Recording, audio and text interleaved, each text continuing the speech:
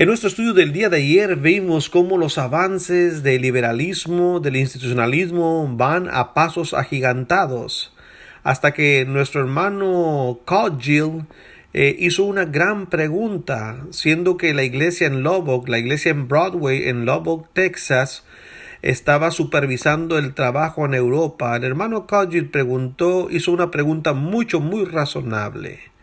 Hablando de ellos, decía, ¿no podrían supervisarlo? Si acaso están supervisando esta iglesia para dos congregaciones, ya que no es escritural, ¿no podrían supervisarlo para 200 o para todas las iglesias del mundo?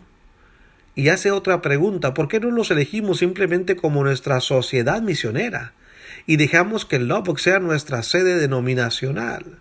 Terminamos el día de ayer diciendo, hermanos, que era cuestión de tiempo antes que esa corriente principal efectivamente expulsara a estos hermanos anti-institucionales.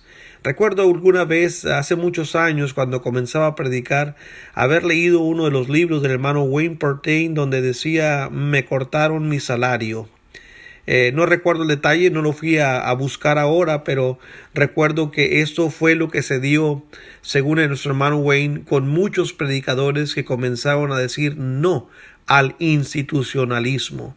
Les comenzaban a cortar su salario, a quitar sus edificios, a pelear, a dejar los hermanos aproximadamente en la nada. Se acabó el amor. Si no patrocinas, si no apoyas nuestros patrocinios, nuestra mentalidad de progreso, aunque violemos las sagradas escrituras, entonces tampoco realmente vamos a apoyarte. Y los hacían a un lado, hermanos, prácticamente. Hubo muchos hermanos que sufrieron esto, pero sufrieron dentro del punto de vista, hermanos, bíblico, y eso es pasable, y Dios, hermanos, tiene cuidado de sus hijos. Después de que la iglesia en Broadway, en Lubbock, hizo esto, hablemos de otro proyecto de las iglesias de Cristo, entre comillas, llamado el Heraldo de la Verdad. El impulso por hacer las cosas a lo grande no se limitó a los campos extranjeros allá afuera. Pero aquí en casa, en Estados Unidos, dos jóvenes predicadores, sus nombres James Walter Nichols y James D. Wilford, concibieron la idea de una transmisión de radio nacional patrocinada por las iglesias de Cristo. Otra vez, la palabra patrocinada. Así comenzó el programa de radio Heraldo de la Verdad en 1952. Para 1954 ya se había extendido hasta llegar a la televisión. Creían que este proyecto o un proyecto de esta magnitud obviamente, claramente requería un arreglo de congregación patrocinadora, pues ninguna iglesia lo podría sostener por sí misma. Se necesitaba el patrocinio de muchas iglesias. Y la iglesia de Cristo en Highland, en Abilene, Texas, asumió la supervisión de este proyecto desde su inicio. Una vez más, mi intervención, mi aportación a estos apuntes, queridos hermanos, sobre todo para mis amigos y hermanos nuevos. No es nada malo evangelizar toda una nación. ¿Acaso eso es lo que queremos? Sino aquí estamos viendo la violación de los principios de autoridad para cómo hacer el trabajo. Predicar por radio no es malo. Si usted tiene los medios, o si la iglesia en cierto lugar determina, por ejemplo, como hay hermanos que lo están haciendo en Chiapas, en Nicaragua, en otros lugares donde hay hermanos que están haciendo obra por medio del radio, siempre y cuando sea esta obra patrocinada o llevada a cabo por una iglesia que tiene medios suficientes para pagar un programa de radio 1, 2, 3 veces a la semana, no hay nada incorrecto. Eso no es del mal. El mal es, hermanos, la violación de la autonomía cuando usted está patrocinando todas estas iglesias que envían sus fondos a una sola iglesia, convirtiéndose en la iglesia patrocinadora. Esta iglesia crece en poder, sus tentáculos se extienden más allá de lo escritural. No solamente comienzan a ser ancianos sobre la iglesia, sino sobre el proyecto, y comienzan a tratar de traer para sus filas, hermanos, pues las personas que necesitan, maestros, supervisores, secretarios, directores, y ya se convierte en una institución fuera de la escritura, fuera de la Biblia. Este es el problema. No es predicar por radio un problema, no es predicar por televisión un pecado, al contrario, si se tiene la manera para hacerlo. Robert Hooper describe el alboroto inicial sobre el heraldo de la verdad. En cuestión de semanas, la iglesia de Highland, la que está en Abilene, se puso en contacto con iglesias, hermanas e individuos por correo, informándoles de los planes para el programa radial de Radio Nacional. En solo 3 meses, estamos hablando del año 50, en solo 3 meses, la iglesia de Highland recaudó $250,000 para los esfuerzos del primer año. Esta tremenda empresa solo pudo haber sucedido gracias a la cooperación, entre comillas, de miles de congregaciones e individuos en todos los Estados Unidos. Miles de congregaciones.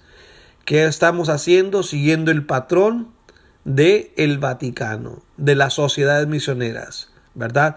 Dándole mucho poder a una sola iglesia, que fue lo que Cristo nunca hizo. Y en su sabiduría hizo autónoma a cada congregación, por pequeña que sea, por grande que sea. Richard Hawkes abordó la reacción al heraldo de la verdad. Como era de esperar, dice, el ala antiinstitucional del movimiento pronto registró una fuerte oposición a la perspectiva de una sola congregación controlando tanto las finanzas de muchas iglesias como el contenido de un proyecto que representaba a las iglesias de Cristo en todo el mundo. ¿Qué le parece? Pensaron que tal arreglo presentaba los mismos problemas que la sociedad misionera del siglo XIX. Engañosamente estaba envuelta esta última en el atuendo de la autonomía congregacional. Así que las batallas sobre el heraldo de la verdad se desarrollaron furiosamente durante el resto de esa década, la del año 50, y ayudaron a solidificar la división entre los principales iglesias de Cristo y sus antagonistas anti-institucionales. Recuerde, esta es toda la década de los 50. En uno de los escritos que ustedes me mandan, hermanos de Sudamérica y hermanos de México, es allá como en los años 50, principios de los 60, cuando llegan misioneros a Argentina, a Colombia, a Centroamérica, a México. Todavía muchos de ellos desconocían qué lado tomar. El hermano Carlos Capelli, cuando cuente la historia que me cuenta, él dice, ¿verdad?, que había algo de confusión en las personas y en él mismo, precisamente por esto. Ahora, el hermano Hawkes continúa en su libro criticando el programa El Heraldo de la Verdad por otros motivos. Por ejemplo, las acusaciones de que los ancianos electrónicos, le llamaba él, ancianos electrónicos del Heraldo de la Verdad, iban diluyendo gradualmente el evangelio para hacerlo aceptable para una audiencia nacional diversa. Ya no se podía predicar el evangelio como tal porque iba a ser ofensivo en todo el país. Así que había que bajarle los desniveles de la verdad, había que suavizarlo, ¿me entiende? Comienza a comprometerse el verdadero evangelio de Cristo, el que es poder de Dios para salvación, el que predica la verdad, el que habla del amor y la gracia, pero también del juicio y de la condenación. Esto ya no se permitía en estos programas. Es ofensivo y va a bajar el rating. Así que El final de la década de 1950 trajo cambios sutiles en el contenido de los sermones. Para comprender esos cambios, dice la escritura o dice este hermano, esos cambios sutiles en el contenido de los sermones, uno debe de recordar qué tipo de piedad fue la que dominó en cuestión de religión en Estados Unidos durante la década de los 50.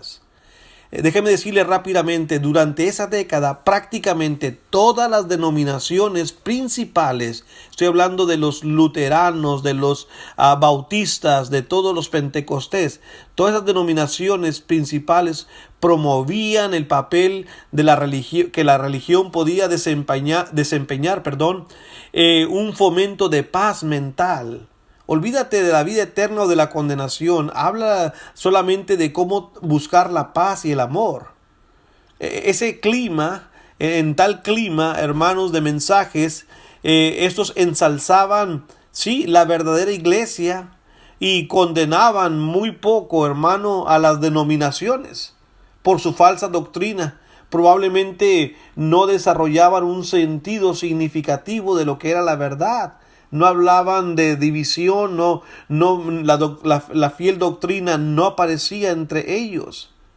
Y así, a medida que los pastores o obispos electrónicos, como los llama este hermano, se enfocaban cada vez más en asuntos relacionados solamente con la autoestima, con la ansiedad, con el matrimonio y la familia, y cosas por el estilo. Vuelvo a repetir, no que sea pecado o que no sea bueno predicar sobre la autoestima, la ansiedad, el matrimonio y la familia, son cosas necesarias. Pero no solamente nos vamos a dedicar por años y años hablando de eso. Los predicadores del púlpito de todas las comunidades de las iglesias de Cristo, entre comillas, rápidamente siguieron ese ejemplo. Para fines de la década de los 70, especialmente en las grandes congregaciones acá en los Estados Unidos, en las ciudades muy grandes, se podía escuchar a los predicadores de las iglesias de Cristo durante semanas y meses y años, y nunca escuchaba nada que se acercara ni remotamente al mensaje que condenaba al sectarismo, que hablaba de la palabra de Dios. Todo era solamente paz, amor y gracia. Ir más allá de la autoridad bíblica, queridos hermanos y amigos, como lo hicieron este grupo denominacional ahora, como esta ala de cristianos se fue apartando, ir más allá de la autoridad bíblica en cualquier área, siempre va a invitar a cambios imprevistos. Y aquellos que en su momento defendieron enérgicamente la propuesta en común de fondos para proyectos como el Heraldo de la Verdad, orfanatorios, universidades, escuelas para predicadores, etc., nunca se imaginaron que esa decisión política, porque fue lo que fue, no fue religiosa, esa decisión política eventualmente tendría un impacto en el contenido aún de lo que se predicaba. Llegar a tantas personas como sea posible con el evangelio es algo bueno. Hacerlo en una escala que sobrepase los recursos de una iglesia local se convierte en su propio mal, y esto fue lo que ha pasado. Y el día de hoy, bueno, ni de qué hablar. Gracias, queridos hermanos, por su atención. Que Dios me los bendiga.